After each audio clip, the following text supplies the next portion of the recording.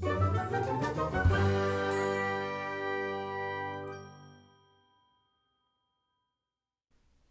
everybody, Fatbird Finds here. I'm Mary Beth. And I'm Laura. And I'm Nikki. Welcome back to the Mad Men podcast. We've been having some fun. We're back. Last week was heavy and this week is not so heavy. Yeah. Yes, exactly. That's a very good way to put it. And this is one of my very favorite episodes because it has one of my very favorite monologues from the whole show. So I'm excited. It's true. This is a very special episode for Mary Beth. It really is. Okay, so I'm ready to jump into it. But before we do, I just want to remind everybody out there in podcast land who may be listening, if you come over to YouTube, we do throw screenshots up on the screen so you can follow along and see those visuals while we're doing this. Laura and I are resellers. Our mother channel is Fatbird Finds. You can find us on YouTube for the podcast at Fatbird Finds Podcast. And we also have a crafting channel, Fatbird Finds Crafting. So I just wanted to throw that in there. We would love for you to come over, subscribe, like, comment, and all the good stuff. Mm-hmm. But for now, let's move on with the podcast. All right, I'm ready. Shall we? Yeah, let's go. All right, so we begin this episode with Don on the phone. He is talking to someone about Betty. We don't exactly know who it is at the beginning. But then it cuts over and we find out that it's actually Betty's psychiatrist. It's the doctor. That's so sleazy. Oh, it's so sleazy. There was no HIPAA back then. I can remember the first time that I watched this, I was like, ugh, why is he doing that? Mm-hmm. Oh, it's so bad. Because, you know, again, I know we've said this several times, but a lot of these scenes are supposed to be shocking. Yeah. And this is one that I feel like really is. Yeah. Mm-hmm. It's just not done. It just further emphasizes how women are property. Yes. At this time. Yes. And then the doctor is talking about Betty's quote-unquote condition and how she has petty jealousies, the emotions of a child, and that her issues may be deeper. Mm-hmm. So, who knows if he's being realistic or if he just is milking it for the money. We don't know at this point. Yeah, I've never really known for sure how to take him. I don't think he's very good. I mean, he doesn't seem to help Betty very much, and he never says anything. He's completely quiet, and I know that's kind of a strategy for therapists of a certain type, but true. It seems ridiculous, and I don't know that.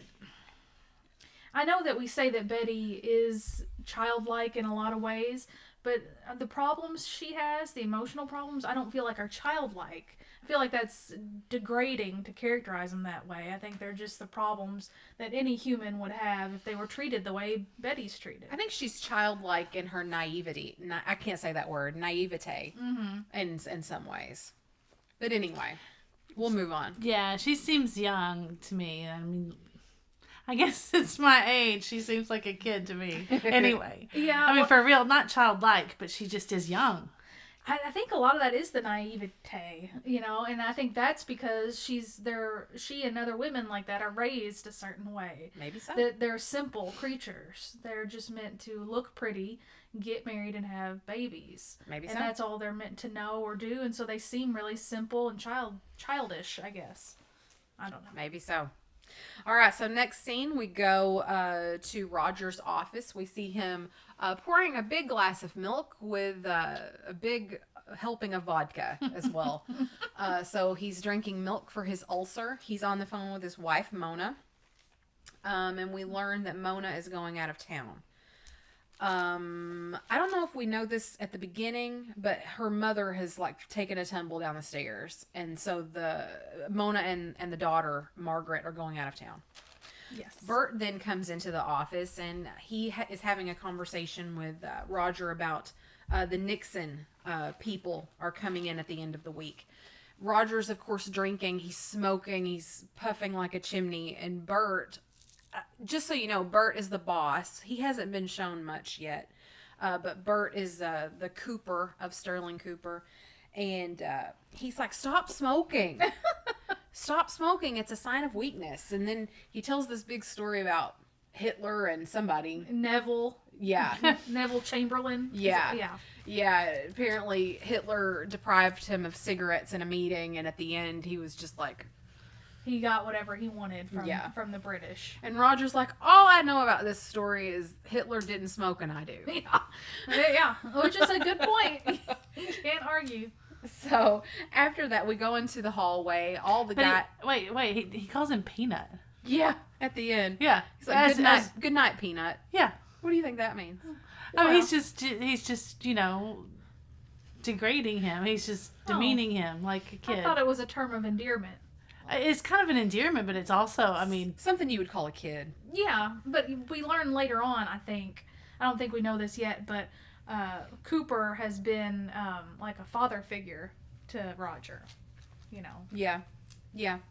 I don't know. But we failed to mention that the episode title is Red in the Face. Mm-hmm. So I believe that there are several meanings that we can assign to Red in the Face throughout this episode. But it sounds like Laura is leaning toward people being embarrassed. Yeah, that's the main one to me. Okay. But I mean, they always do that. They always have several different meanings and stuff to their titles. Yes. Well, let's not, before we move on from Bert and Roger, let's not forget this really interesting thing that Bert says. He's talking about Nixon and Nixon's people are coming in because they need a campaign for Nixon. And Roger says, is Nixon himself coming?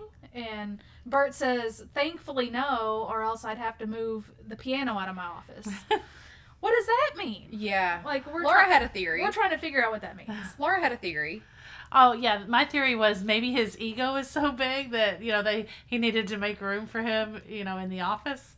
Like, this office is not big enough for him and the piano. Yeah, I think that's a good one. Maybe so, but we also learned, we looked it up, that Nixon was a piano player himself, so maybe it had something to do with that. Yeah, maybe he didn't want Nixon to play a bunch of songs that he had to listen to. Yeah, maybe so. Yeah. All right, so then we transition to the hall, like the little area outside where all the secretaries work, and all the guys are leaving for the day. This is a Thursday evening. It's the steno pool. It's the steno pool. Everybody's leaving for the night. It's a Thursday night. And Roger walks up behind Joan. And he's like, hey, guess what? Mona and Margaret are going out of town. Mona's mom fell down the stairs. And she's like, aren't you lucky? And basically he's wanting her to come over. He's like, why don't you come over? Everybody's gone. And she's like, Roger, I need a little bit of time. I need some notice. She's got plans. Well, she also says she doesn't mind packing a bag, I think is what she says, as long as she's going somewhere nice or somewhere better than your house or something. She's insinuating she wants to be taken on a trip. Yes. If he's going to take, if she's going somewhere with him. She needs notice. Yeah, and she needs notice, she says. And she says that she's got plans with her roommate Carol, and Joan just turns them down flat out. Mm-hmm. She stands up for herself and is like, nope, I'm not dealing with it. Then we go over to Don's desk. So he struck out with Joan, so now he goes to his backup plan. He goes over to Don. Yeah. And he says something funny. He's like, hey, what are you doing tonight? And Peggy chimes in, and she's like, oh, nothing. I don't think so. And he says something like, I'm going to let you enjoy that, sweetheart. I was actually talking to Don. Yeah, and then Pete chimes in, too, tries to insert himself. Yeah, he's like, did I miss something? And Roger just turns his back and he's like, nope, I talk to Dawn all the time when you're not around. As a matter of fact, I'm going to do it right now. Yeah. And then Pete's like, okay, well, good night. And then Roger says, good night, Paul. On purpose. Yeah, he's like, I love to do that. Yeah, Roger and Dawn get a big kick out of that. Wouldn't that be great? At Pete's expense. To have so much clout and so much whatever that you just be like, good night, Paul. And you know that it's not Paul. Mm-hmm. That's what happens when your name is on the building. Yeah, you can just get away with it, though. Yeah. I love it. So, Roger's like, hey, what are you doing? And he's like, well, I got to go home. Betty's cooking. I'm on the 5:30 is what he said. 5:31. 5:31. Yeah, and Roger's like, have a drink with me. Come on, let's go have a drink. Don's reluctant at first, but then he's like, okay. Mm-hmm. And they go to have a drink. Yeah, because Roger's been shot down by who? By Joan. By Joan. Yeah, I couldn't think of her name. I'm sorry. He's been shot down, and he doesn't have any plans. He's a free man, and he was looking to get into some trouble because his wife and kid are gone. So he's got to come up with something good to do. And he says, you owe me this. That's right. Why do you think that is? I don't really know. Maybe because he's the boss. I don't really know why he says that. So they take off. They go to the bar, and then Pete sort of loiters around, and he's like, "Hey, what are you still doing working here?" And she's like, "Well, I'm working on some copy for Belle Jolie." And Pete's like, "Oh, really? Well, I could take a look at it sometime for you." And she's like, "Really?" And he's like, "Yeah, I do it for a lot of the guys." So they have this little conversation that will come up later, but he does offer to look at her copy. So I bet he does. Yeah, so we don't know if that's if he's trying to get more out of this or if he's really being nice. We never know about Pete. Pete's weird. If he's ever really being nice or if he's capable of that. But. So seeing this first little, what would you say, 5 minutes of the show, they go through like 3 or 4, maybe 5 different shaming and making the other person feel like a child. Yeah, especially Pete right there. Yeah. So that goes to the theme of the whole show. They set that really quick. In the first few minutes. What are they? Well, Bert tries to shame Roger about smoking, and then he treats him like a child. Calls him Peanut. Joan turns Roger down for the weekend. Then Roger shames Pete with that whole little encounter. Shames Peggy and too. Shames Peggy. So it's they're just setting it up really quick in the very first few minutes. Yeah. Okay, so then we go to the bar scene where Dawn and Roger are having a drink. They're checking out some girls at the end of the bar. They're really into it. They're just having a conversation, and Roger says something to the effect of, I haven't had a home-cooked meal ever since Margaret stopped eating. And he just is, like, poking. He's, like, trying to get invited, I think, to Dawn's house. And Dawn finally says, well, I'll call Betty. I'll tell her that we'll be 3. And he's like, no. Okay. Yeah. And anyway, Dawn gets up to go use the phone. And when he walks by, those women just, like, follow him walking through the bar. And then Roger realizes they weren't interested in him at all. Yeah. And so... Because they had been they didn't make an eyes at these women, both of them. Yeah, I think you kind of skipped them noticing the women and them flirting back. Yeah. Yeah, Roger makes a comment, about how beautiful they are and how women are so beautiful when they're young and then they stop being beautiful when they get older. And so anyway, they're making eyes at the women are making eyes back, and then Dawn gets up and Roger realizes that they were just looking at Dawn the whole time. Yeah. And then I feel like at that point he's thinking, maybe I've lost a little something now that I'm older. Maybe. That's a good point. That's a good point, because age comes up again later. It does. So Dawn rings Betty on the phone. This is one of my favorite lines in the show. When the phone's ringing and she comes out of the bedroom and she's carrying Bobby. And she's smoking. She's got her bra on, carrying Bobby in a towel. Yeah. And little Bobby says the cutest thing. He goes, my eyes are burning, because it looks like he just got out of the shower. So we don't know if he's got like soap in his eyes or smoke in his eyes. It's smoke. I mean, she's got her cigarette in her mouth. I mean, it's probably killing him. Yeah, but he's like, my eyes are burning, and then she just is such a smart ass. She goes, that's impossible. With the cigarette still in her mouth. Like, she's saying that through the cigarette. Yeah. But it's, like, chaotic in there. Sally's doing cartwheels in the hallway. She answers the phone, and... I just love this image. I know. I think it's fantastic. It's really good to see it happen live in the show. Like, you should go and watch just this scene, to watch her come storming out of that bathroom with that cigarette in her mouth. Because she's mad that the phone's ringing, and it's a whole thing. So Dawn's like, well, Roger's coming over for dinner, and she's like, I don't know if there's enough food. And then Dawn says... What do you keep in that freezer I bought you? And what does she say? Frozen food. Frozen food. Like, not like there's a microwave or something where she could just whip that out and whip something up. And also, it's just so funny that she's just frantically running around the house, and she's, all she's doing, I mean, we just don't do that anymore. I mean, they're not even going out. And she was doing that before she even knew Roger was coming home with him. So she was specifically doing it. She was going to put the kids in bed, so she was specifically doing all of that just for the moment when Dawn walks through the door. Yep. Mm-hmm. Nobody does that anymore. No. But But you used to see that all the time. Women would keep their hair like in those pin curls and stuff like that and tie a kerchief around their head and look like shit all day. Like they're running around, at the grocery store and everything. And then, but it's all for the 5 o'clock moment. That's the big reveal. That's really something. Yeah. Oh, man. All right. So then we cut to dinner. Roger has come over. We get a close-up of their plates when the scene begins. Roger and Dawn are both eating steak. Betty over there with only a salad. So she has forfeited her meal for Dawn's boss. Now, in her defense, I would absolutely have done that. Oh, sure. Absolutely. I would have done that too. I just feel like that's manners of a good hostess. I think anybody probably would have done that. Sure. So Roger's telling a lot of stories. He's really hamming it up. That's what Roger does. And Betty is reciprocating. She's really into what he's saying. She's kind of egging him on, wanting him to tell more stories.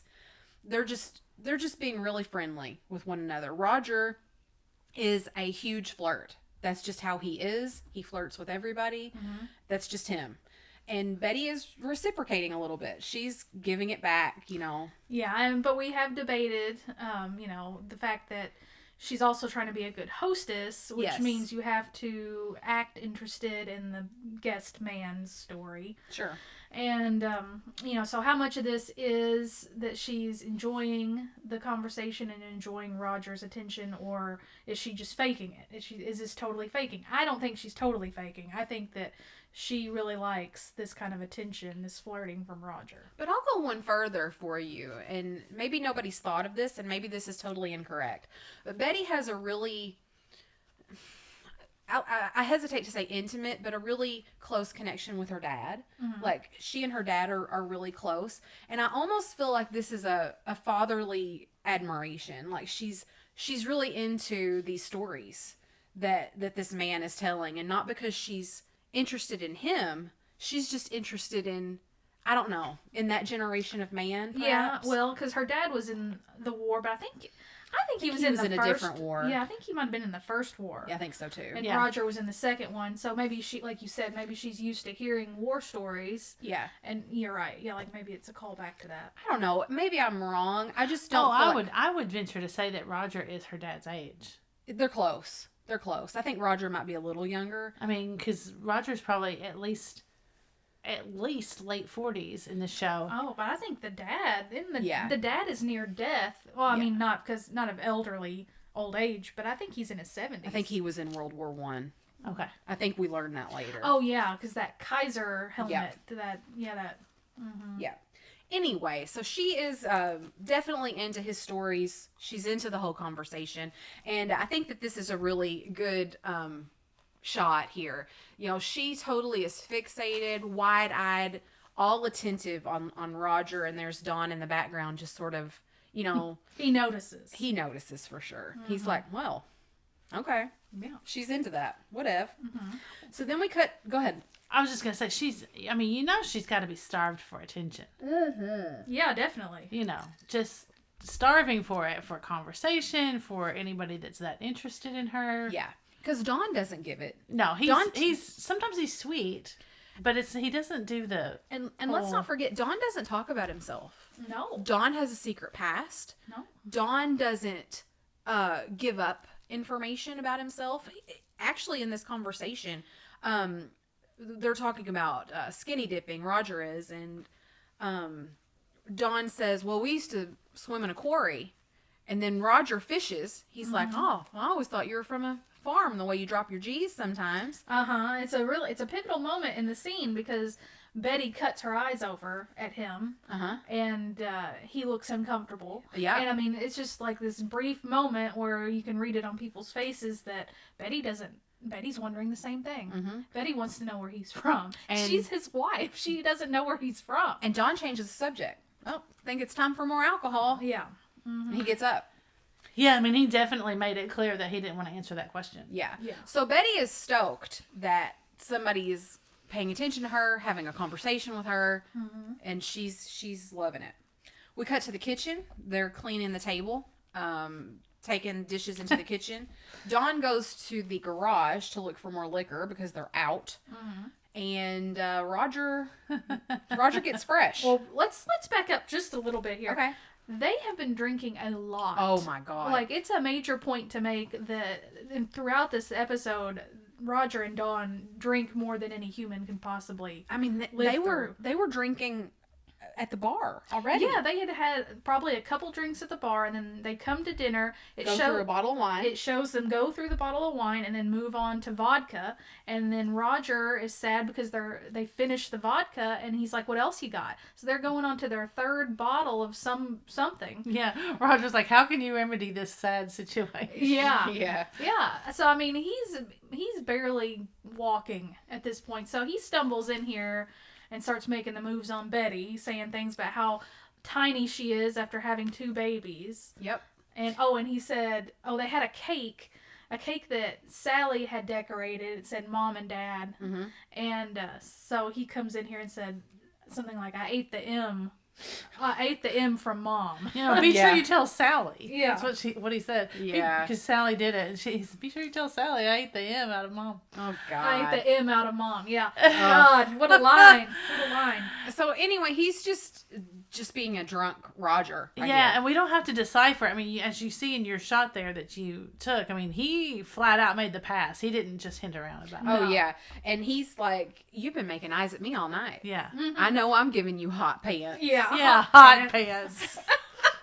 So she's turning him down. She's like, Roger, don't. But she's very politely, so it's still ambiguous here because she's just a little bit flattered, but she's politely like, oh, now stop. Let me make some more coffee, Like you've had a little too much to drink, but, she's not appalled. And something else that we might note, this would be an excellent opportunity for a slap in the face. But not yet. Not yet, yeah. And here in another minute will be another great opportunity, but she doesn't do that either. So I've written a paragraph about that. So don't have you now? Don't walk all over me. Okay. All right. So after that happens, you hear Dawn coming back into the kitchen, and they just like jump apart from each other. Obviously, Dawn comes in and he's like giving them eyes. He's like, okay. And then Roger's like, oh, okay, I think it's time for me to go. Yeah. So he stumbles out. He takes a drink to go. Yeah. Stumbles out to his car. Can't find it. Anyway. That's a really funny scene, though. Yeah. I mean, it's really funny. Dawn yelling at him, like, oh, other car, and then, yeah. It's great. Yeah. So then Dawn goes back into the kitchen. He's like, what was that? What does he say? I could have felt like an oven in here. It was so hot or something. And she's like, you're crazy. You're drunk. And anyway, he's like, you made a fool of yourself. And then she's like, I liked the wine. She's basically saying, I was enjoying myself. Why would you speak to me this way? He grabs her, like by the arm, as you're seeing here in the screenshot. And then she says a great line that I love. She says, do you want to bounce me off the walls? She's like daring him to do something, to hit her or to, I don't know, something. Yeah. She's like, if you're going to mess with me, go on with it. She's a little drunk. Her inhibitions are down too. So she, I don't know. She doesn't cower. She kind of dares him, calls his bluff. Is saying, what are you going to do from here? You've cranked it up to this level. Where do you go from here? And that kind of it kind of diffuses his situation because Dawn has to realize she's right. Either I hit you or we move on from this. Those are my 2 choices. Right. So she and then he says, do you want to say it? You can. Well, he says, sometimes I feel like I'm living with a little girl. And again, it's these men, Dawn and the psychiatrist, making these accusations of Betty. But honestly, I feel like she handled that well. She did. Maybe Dawn is acting like a little boy, which I will also make a point about later. But yeah, I think he's definitely projecting. I think that he feels guilty on some level about the things that he's carrying on with and doing. And so when he sees that she might be capable of something like that too, he projects onto her and makes it about her doing something, which is not Correct. So that whole scene is a red in the face scene. Oh, yeah. Yeah. For all kind of different reasons. For sure. Everybody in the scene. Yeah. Yeah. Roger's a little embarrassed. Betty's a little embarrassed. And they're mad, and they get mad. Yep. And Dawn feels humiliated. Yeah, exactly. All right, we're going to take our first break, and we'll be right back.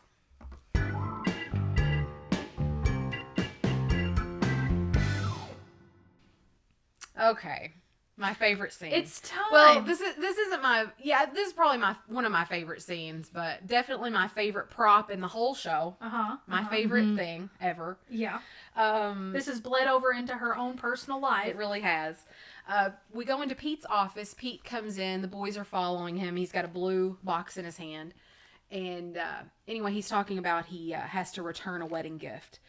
And the guys are like, why isn't she doing it, basically? Yeah. And he's like, I like to do things for her. You know, and I like doing things for her, whatever. And so then we get into this, I'm going to call it a shtick.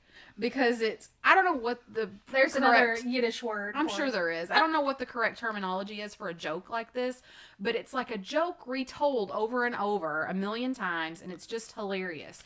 So the way it sort of goes is we hear, so what is it? It's a chip and dip. What's a chip and dip? You put chips on the side and dip in the middle. It's for entertaining.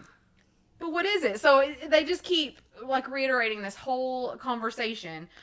Because they're not really curious about what it is. They're making fun of him. Oh, yeah. They're for sure making fun of him. But I just want to... There's two scenes where the chip and dip is there. There's this one and the return scene that you're going to see later. But the words, it's a chip and dip, you hear that 4 times in this episode. We got 2. You hear that 6 times. It was a gift... or a wedding gift. You hear that 4 times. It's for entertaining 2 times. And what is it? But what is it? You hear that 4 times.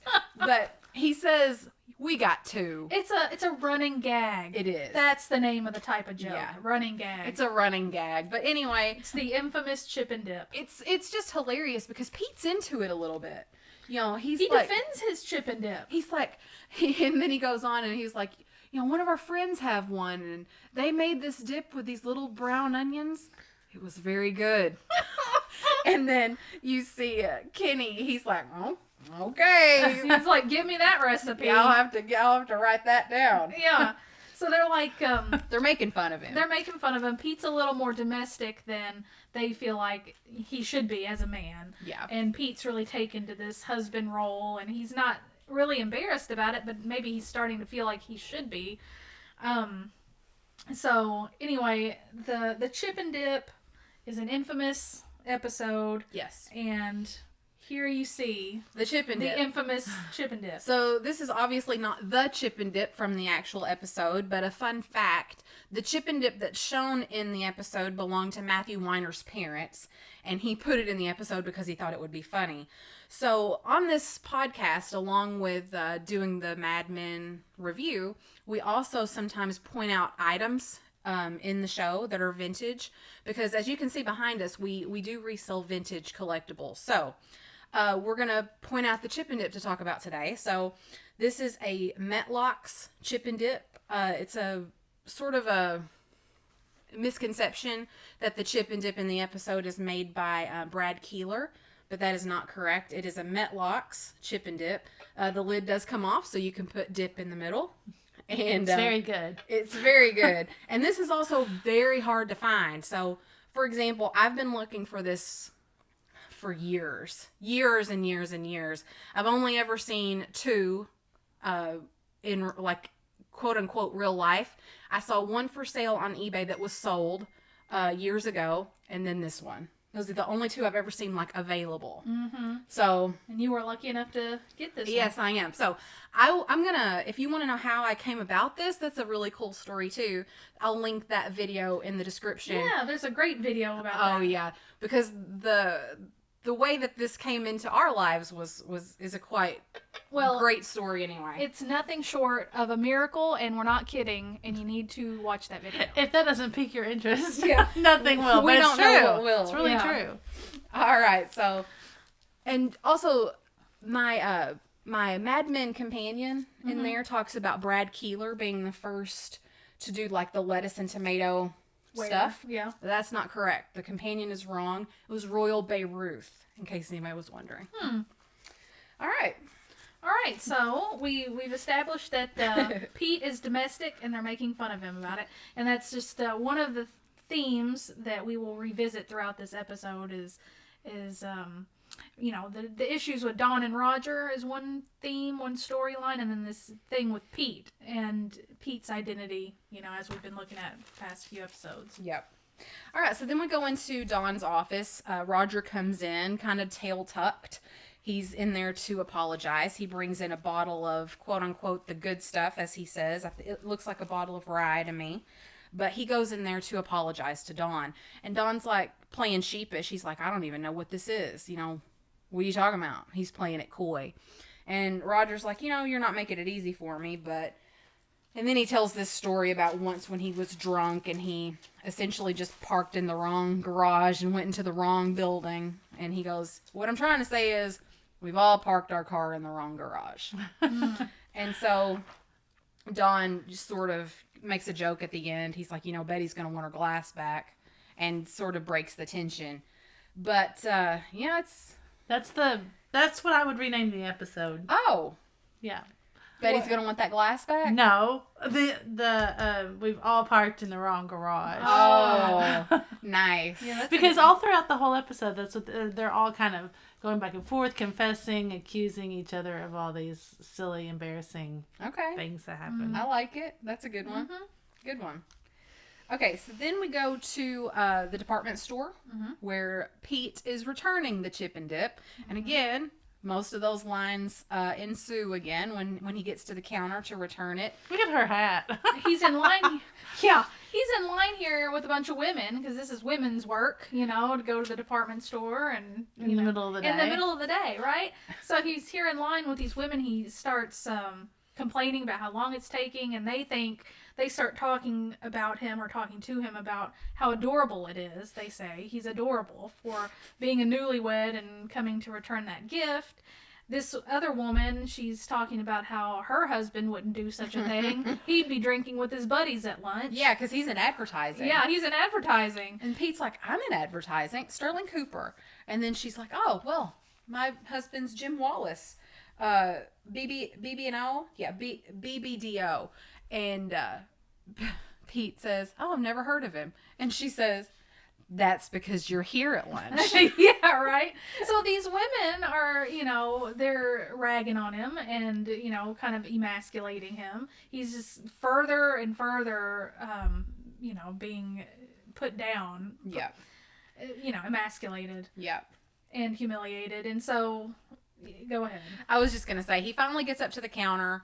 It's a wedding return. He doesn't have a receipt. They ask him that a million times. I probably should have put that on here. Do you have a receipt?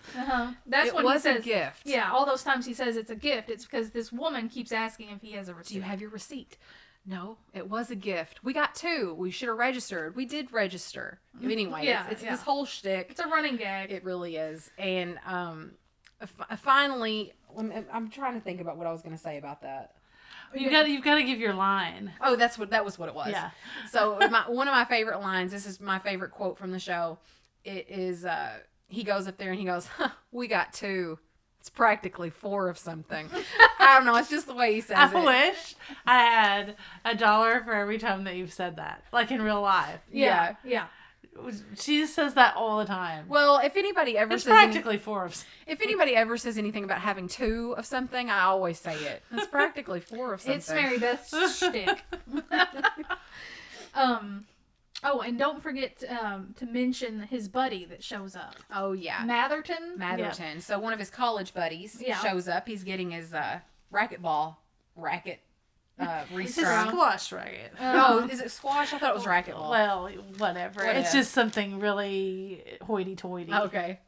He walks up there and he calls Pete. He says, it's Humps the Camel Campbell, which is apparently his nickname from college, but it's kind of degrading, It's, it's supposed to be a little bit humiliating for Pete. And so here Pete's trying to get somewhere with this woman behind the counter, and anyway. Oh yeah, Pete's trying to flirt with her. Yeah, because he's trying to get. She tells him eventually that he can only get store credit for the chip and dip. He can't have cash, and he's not happy. He's going to try and manipulate her into giving him cash by flirting or using his, impressing her with who he is. She's not having it, though. She's not impressed at all, but when Matherton comes up, she's swooning all over Matherton. Right. And so, I forget where I'm going with that. Well, it's just that he feels degraded again. Yeah. Matherton is impressive, but he's not for whatever reason. Right. So finally, she says again, she's like, I can give you store credit. And finally, he's just like, okay, that's nice. Yeah, because Pete, he actually makes a pass at her. Well, I'll take you to dinner. I'll take you for a drink if you'll give me cash for that. Yeah, he's trying to use some clout. He's trying to do something, use something he's got, but he's got nothing. He's got no game. He's got no riz. He's got no riz. No riz. And finally, at the end, he goes, Matherton, and she looks up like hopeful, and she goes, he says, he has the clap. Yeah. And so she just looks disgusted at him. She's like, I'm so done with you. Oh, yeah. So, anyway, then we get back to the office. We get follow the guys into Pete's office. He's got his back turned to us at first. And then he turns around like a little kid and holds up in the air this gun. And then he says the Look line. how young you look. Yeah. He says the line, same price as a chip and dip. And he's so stoked about this gun that he's bought. But let's talk about what kind of gun this is. Yeah. It's a 22. It's something you buy a 10-year-old boy or something. It's something a little boy would use. Yeah. So, probably your first gun when you're a kid, you get a BB gun, and then you graduate to a 22 when you're like a teenager to go out and shoot squirrels or whatever. It's not a real quote unquote gun. Like, you can't bring down a deer with that. Correct. Well, I guess you could if you were extremely lucky. If you were like, point blank. Yeah, but that's something you do target practice with. It's not impressive, but he thinks it's impressive. Yeah, because he is desperate to find something to make him feel like a man after his ordeal. And bless his heart, a little 22 rifle makes him feel like a man. Yeah, he is so proud. So it's just really funny. And this is another one of those things that is supposed to be shocking when you see it for the first time. He has a gun in the office. I mean, you think about it. What if somebody brought a gun in your office today? You would just... Times are much different now. You would call the police immediately. Oh my God, yeah. And not only does he just have the gun in his office, then he proceeds to go outside his office door, aim it, and look through down the sights at everybody in the office. He lands on Peggy. He lands on lots of the secretaries, and then finally his secretary lowers the barrel of the gun and is like, "That's enough." Yeah, but nobody's shocked. Nobody even bats an eye. No. Like, the girls don't scream. They don't even flinch, really. No. And I think that's the funniest part.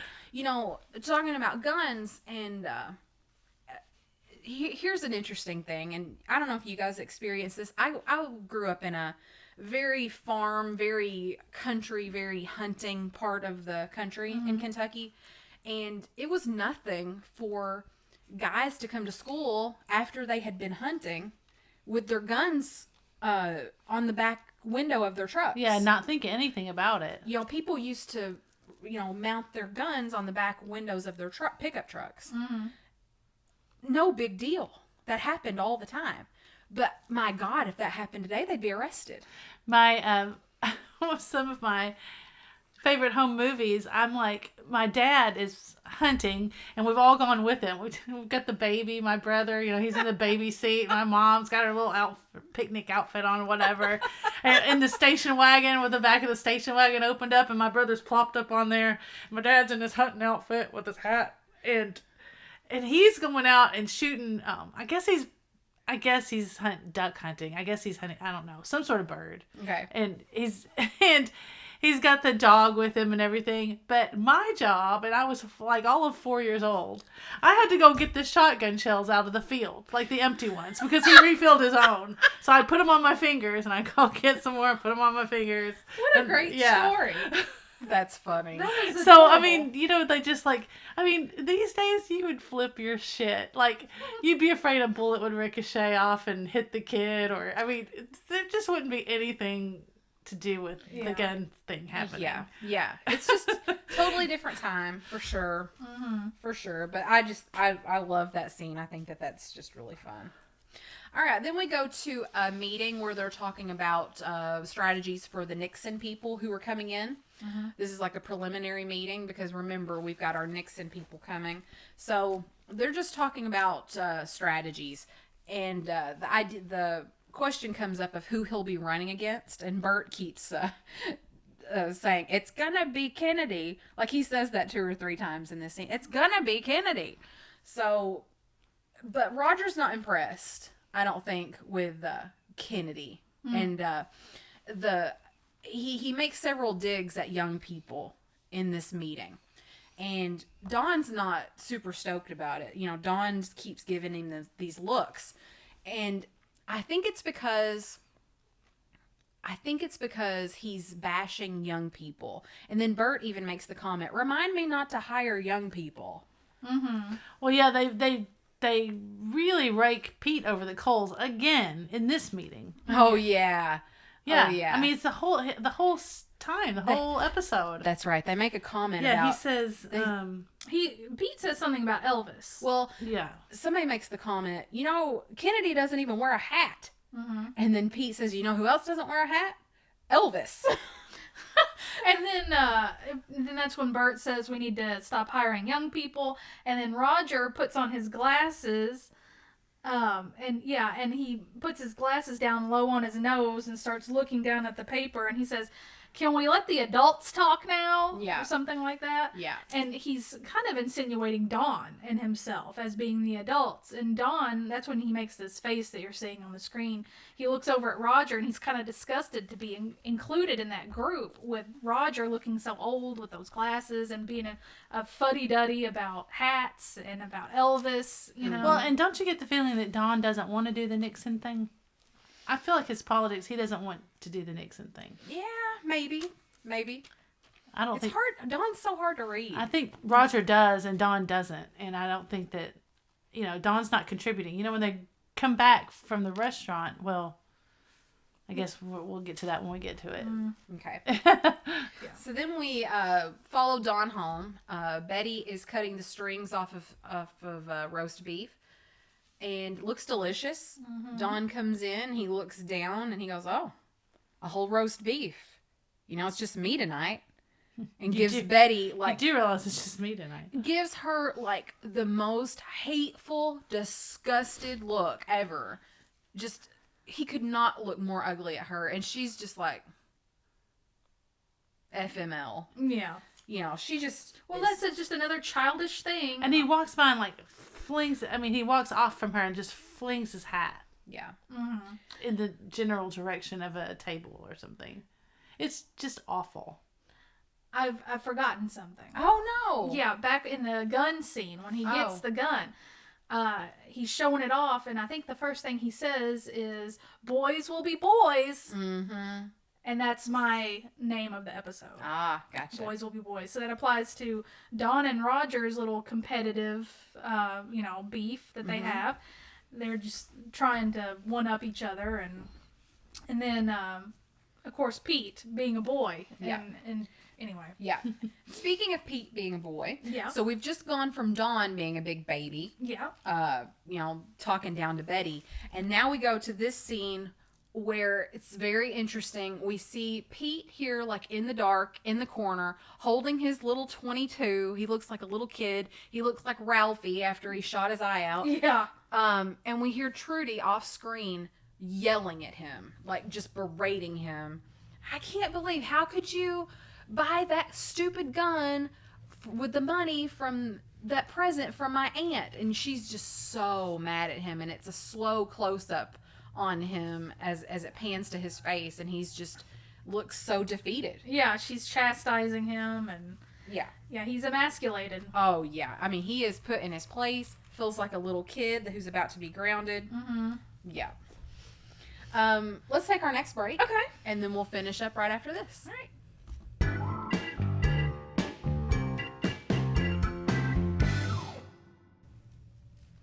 All right, what's next? Well, next is is this brief little interesting scene here. Oh, yeah. You'll miss it. We've missed it several times after we've watched this show probably 100 times. I've probably seen this series through 6 or 7 times. I have noticed this scene probably almost every time, but by the time the end of the episode gets here, it's like I've forgotten it. Like it's not really all that memorable. Yeah, it's almost like an editing mistake. Like, I hate to criticize Matthew. Yeah, we can't Weiner, criticize Matthew. But it just seems like there could have been a little pacing work done here. But this is key. This is a very important clue here. Dawn is giving money to Hollis, the elevator operator, and we don't know what's going on there. He just says, Hollis, I've got a job for you or something. Yeah, I want to talk to you. Yeah, and they go into the elevator. Dawn hands him money, and the elevator doors close. And I mean, seconds. This scene is seconds. Seconds, yeah, like a millisecond, really. And it happens chronologically just right after that meeting that Dawn and Roger are in about Nixon, when Dawn looked disgusted at Roger and didn't like being lumped in with those old fogey adults. And I think that's when he hatched a plan. Yeah. A plan for a prank, like a boy, to get back at Roger for what happened with his wife earlier, because he's still mad about that. Yep. And like a boy, he wants to get some kind of revenge and do some kind of a prank, and he doesn't want to... he wants to differentiate himself from Roger. Yeah. Yeah. So, yeah, that's a clue. Yeah, it's a Don't clue. forget. Uh-huh. Oh, now we come to... Oh, and then the other excellent moment of this episode, I mean, what can you say? I mean, the chip and dip obviously is one of my favorite things about this episode, because obviously I have one and I've searched for one for years. But this monologue coming up is my favorite, maybe my favorite monologue of the show. Top 3 anyway. It's one of the most ridiculous It's things ridiculous. you'll ever hear on a TV show, but okay, it makes sense. It works somehow. So Peggy comes into Pete's office. She's taking him up on his offer to read her copy. So she comes in. Pete is sitting on the couch. He looks sad. He looks like a grounded little boy. Yeah. And she's, like, what's wrong? And so Pete proceeds to ask her some questions. Peggy, have you ever been hunting? And she's like, no, I don't think so. And he's like, well, either you have or you haven't. And what were you going to say? I was just going to do the parts with you. Oh, I gotcha. You were going to read Pete. I was going to read Peggy. Gotcha. You don't want to do that? No, it's okay. Okay. So I'm just setting it up. So Pete is talking about hunting. He likes hunting. He's talking about his, obviously he's got his gun. And Peggy's just sitting there on the couch listening intently. Then he goes into this bizarre monologue. And I'm going to read it. I know we don't read things verbatim very much here. We try to summarize, but this has to be read. Yes. Here's Pete's monologue to Peggy. It's about hunting. After asking her if she'd ever been hunting. It's an incredible sensation. You have to be very quiet. Take it down with your first shot or you scare it away. And sometimes you have to go up and finish it off. Then you tie it to the bumper and you go home. But you know what I've always wanted to do? I would pick it up, throw its back legs over my shoulder, and I would drag it through the snow to this little cabin.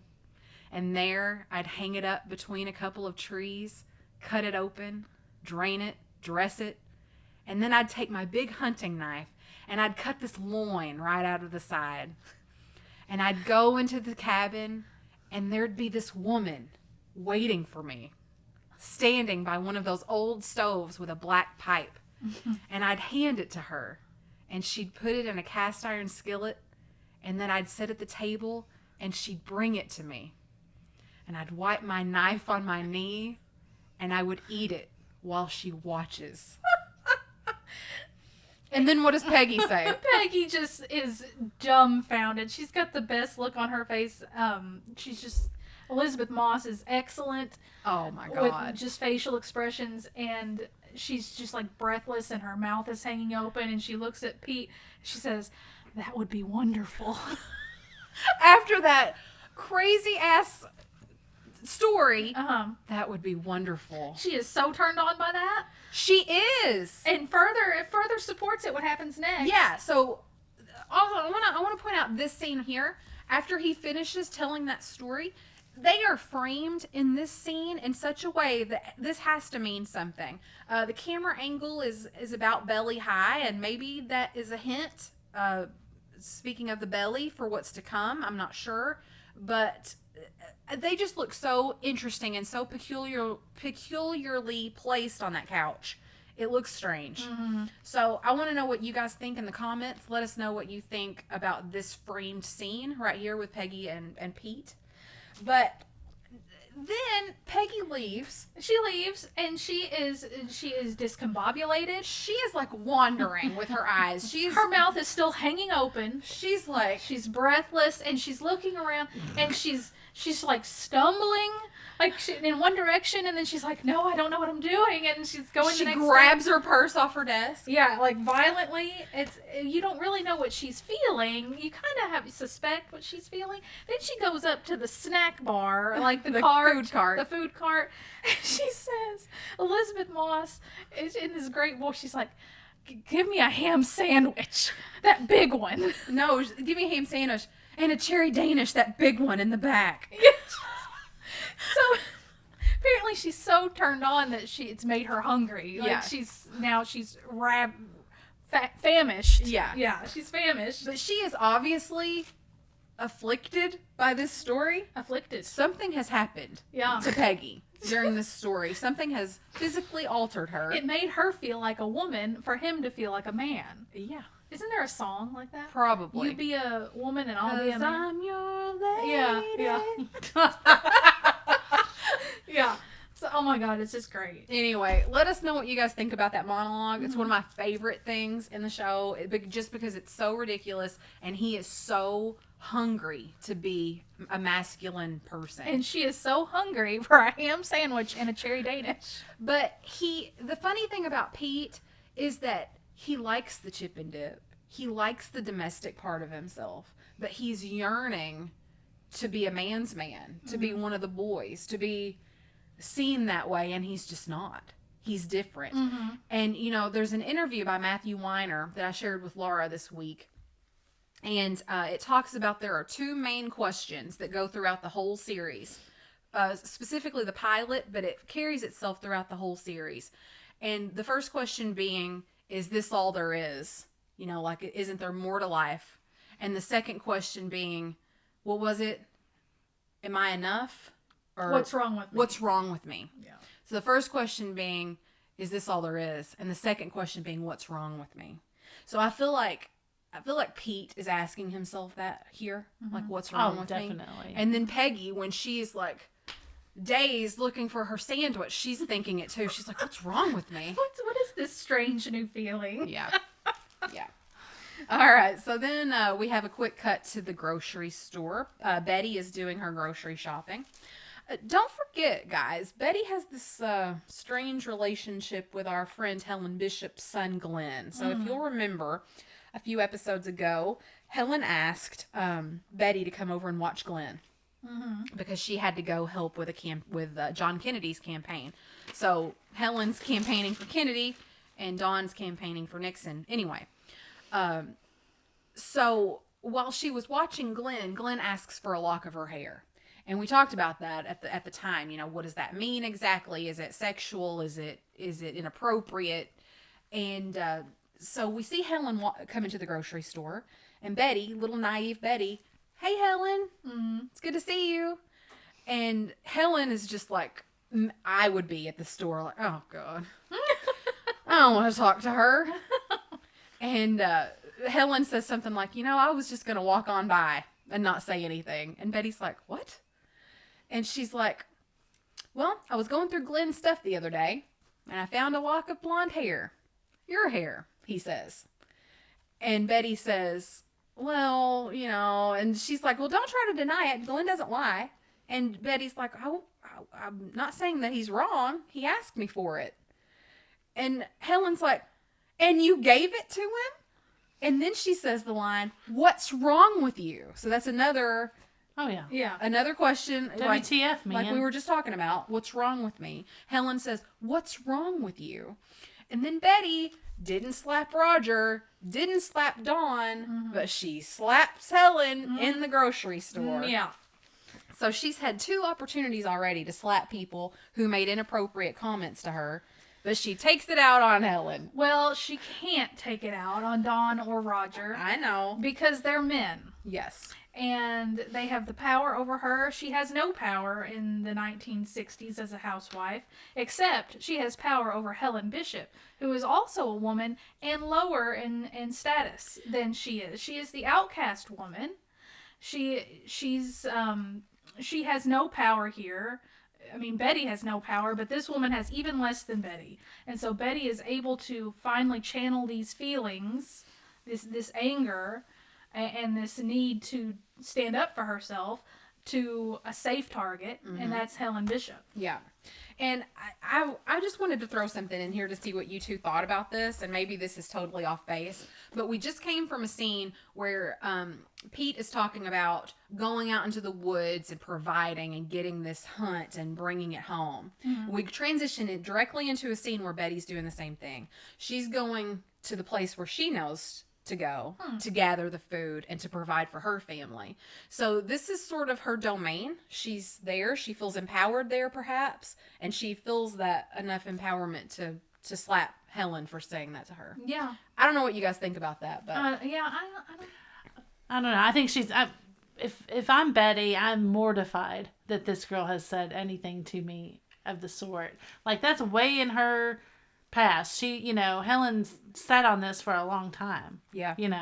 And now it's just shocking for herself. Betty herself can't really believe that she did that. Yeah, maybe so. And then you know how it is. When you're defensive, then you're going to lash out at somebody. Yeah.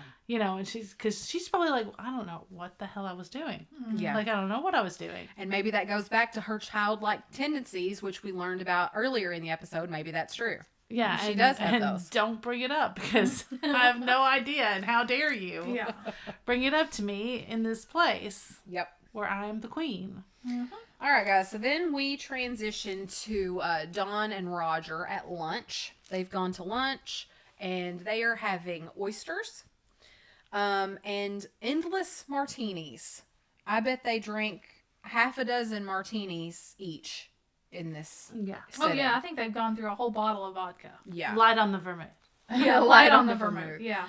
And so they finish their first round of oysters. They order another. Yeah, because they're one-upping. Like Roger's trying to have the upper hand. He's like, well, I'm going to have another one. What about you? And Dawn's like, oh, sure, go ahead. Yeah, Dawn's like, whatever you can do, I can do better. Yeah. So they order a second plate of oysters.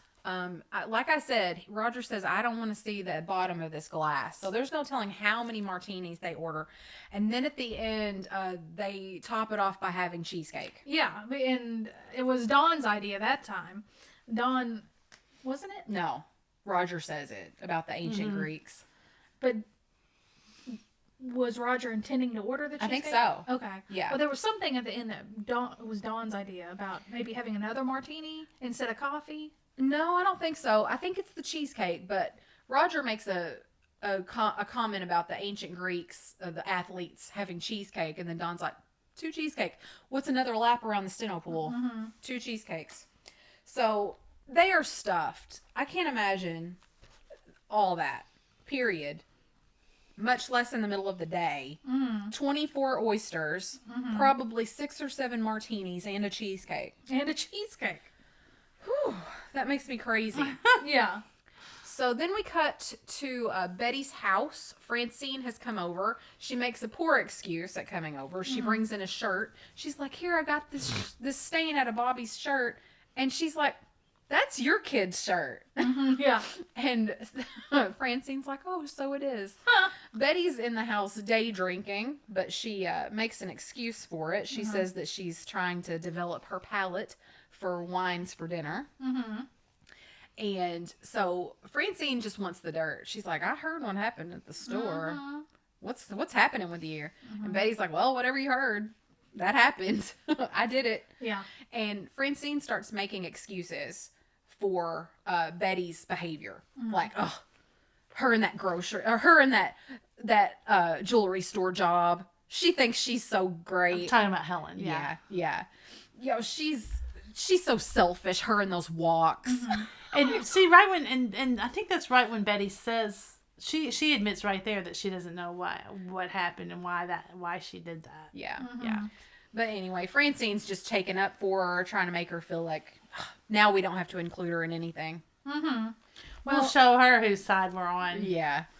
There's a couple other conversation points that I'd like to point out. Yeah, of course. When you first watch this scene, you're like, man, this is going like in a couple of different weird directions. Like Betty's talking to Francine and it's not staying on topic. You know, it's like you would think they would just be talking about what happened in the store and about Helen Bishop. But then Betty starts talking about, she says randomly, her mother, she says, my mother was beautiful. And she told me that you're painting a masterpiece. Be sure to hide the brush strokes. And she just says that out of nowhere. And you're like, well, that's got to mean something, but what's going on here? And then later on, they start talking about Betty's therapy sessions with that psychiatrist. And Betty just offers up this information to Francine that he's been looking down my shirt, I think. And she's like, I think I kind of like it. You know, it's kind of a weird thing to say. And, you know, she says she likes that feeling. She says, I'm supposed to, I feel like I'm earning my keep when that happens. She says, I've always felt like I'm earning my keep which she insinuates, when men look at me like that. Although I have to admit, she says, sometimes I feel like I don't want my husband to know that other men are looking at me like this, but I like it. So here's what's going on here. She as a woman in the 60s, her only value is as an object. You know, she cannot have any personal identity. So she exists as a wife and as a mother and as a beautiful thing, like her mother taught her to be, a masterpiece. And she has to make it look effortless, like hiding the brushstrokes. But she's supposed to be wanted and desired by the therapist and by Roger. So she's doing everything right. But she's getting chastised for it. You know, Interesting take. Yeah, she's chastised by Dawn for letting Roger flirt with her, even though she's supposed to be beautiful for Roger. And she's chastised by Helen Bishop, you know, for, I know that it's complicated that her son, that we're talking about Glenn, and he's 9, but she's chastised again for, you know, giving a lock of her beautiful hair to this boy that finds her attractive. He finds her attractive. She prides herself on being attractive, on being beautiful. He thinks she's so beautiful, I think he even says it, that he wants a lock of her hair. And so she's doing all the right things, but she's getting chastised for it, and she lashes out at the one person she can, which is Helen Bishop, because she can't lash out at the world or all the men or anything like that. I think that's all I wrote down. Well, let me tell you my take on that. Yeah. I have one too, but it's different I'm from listening. yours. So, Betty is an interesting character. Lots of layers. Wouldn't you agree, Laura? Yes. Lots of layers. Lots. So, think back when you guys were children, when you guys were kids. And did you ever hear a piece of information when you were a kid and then try to tell it as if it were your own? Like, tell it to somebody like, hey, did you know blah, blah, blah? But you didn't really know it. They knew it. Somebody else knew it. Okay? Can you remember doing something like that?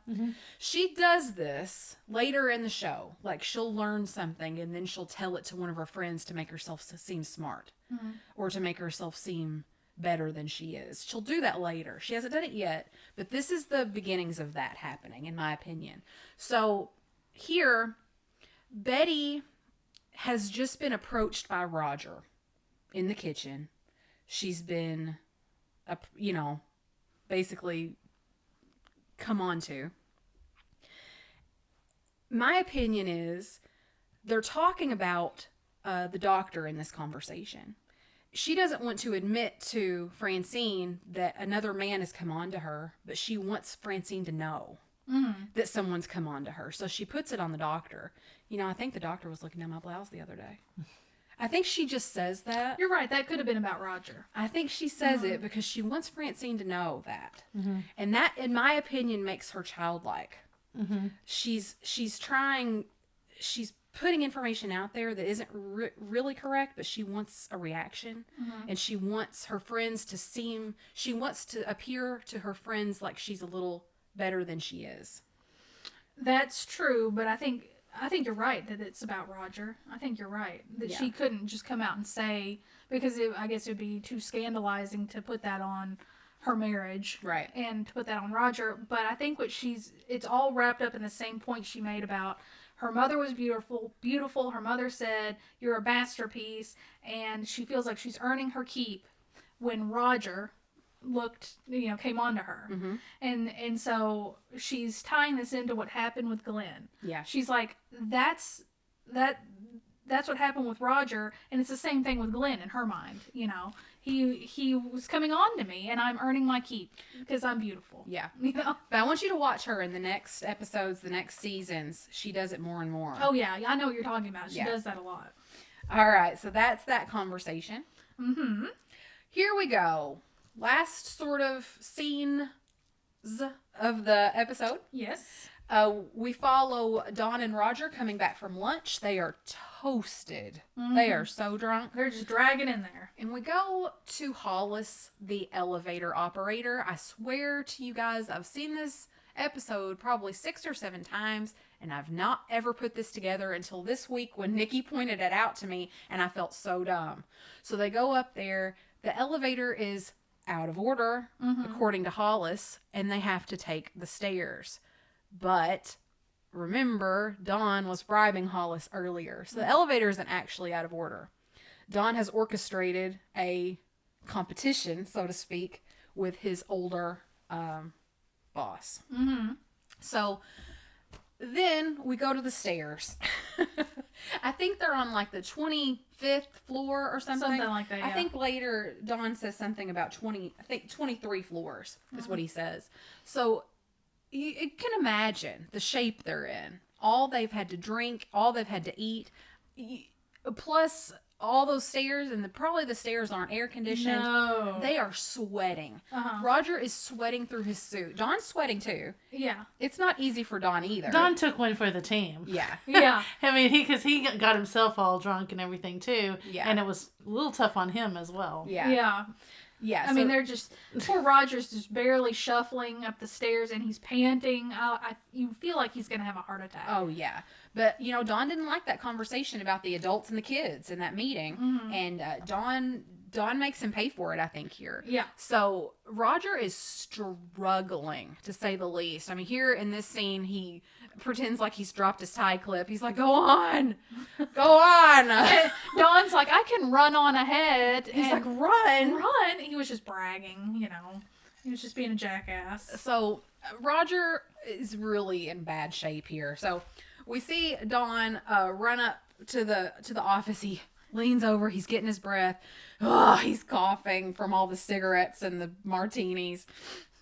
And he goes in the office. He composes himself, throws his hat on the counter, buttons up his suit, and goes to meet the Nixon guys. Bert's like, oh, here they come. And Dawn's cool as a cucumber. He doesn't show any distress. He's like, sorry, the elevator's... He's a little winded. A little bit. He's like, sorry, the elevator's out. Yeah. And Bert's like, oh, okay. That was quite a hike. It was quite a hike. Yeah. So they're coming in, and finally Roger comes. Oh my gosh, he's just like stumbling. He's gray. His face is ashen. Yeah, and I think it's intentional. His face, his suit, and the oysters are all like the same color. Yeah, yeah. All like this awful gray. Uh-huh. So Roger comes in there and starts to talk to the Nixon guys, and then we get this. Are you ready for this? Warning, like yeah, if you, trigger warning. Trigger warning if you've got a queasy stomach. Yeah. Bert says, so, okay, we've heard already that the elevator is out, because he could tell that something was about to happen. Yeah. So we get this wide shot of Roger puking all over the floor. You ready? Yeah, go for it. Here we go. This is an excellent screen capture you've made here. It's an excellent screen capture, but it's also an excellent effect. So that they've obviously implemented something behind him to make it look like he's really throwing up a lot. Like, it's not just a little bit. I mean, it's like projectile. Yeah, it's like a fire hose of gray vomit. So it's a really great effect, whatever they've used here behind him to make it look like that. It's really realistic. And all these guys, like, just all jump back. Yeah, and it's splattering, and it's chunky, and it's a whole... And you see, notice here, there's Bert Cooper, the old man in the middle. He doesn't wear shoes. He's always in his socks. It has something to do with germs. With germs? Yeah, he's a germaphobe. He doesn't like to wear shoes. I know he's a germaphobe, but I thought it had something to do with, like, Eastern Japanese That's customs. correct, too. Okay. Yes. So then Roger's like, oh, oysters. And Bert's like, I see that. Yeah. Yeah. So, anyway. They're not mortified or appalled. No, they really take not. it in stride. They're like, oh, well, let's just let him compose himself. And I think even one of the guys were like, oh, sorry I missed that lunch. Yeah. So they shuffle them on to the conference room. Don sort of hangs behind. He's like, you okay, buddy? And Roger is still puke on his face. He's like looking up with this. Look at those pit stains. Oh my God, he's so sweaty. He looks so bad here. Yeah. And he's looking up at Don. He's like, yeah, I'm fine. And then Don just like pats him real hard on the shoulder, and he's like, good. And he walks away with like this shit-eating grin on his face. Yeah. So, and that's how the episode ends. The end. It's perfect. So, to me, Laura has had the idea that red in the face is due to all the embarrassment, the blushing throughout the episode and knocking people down.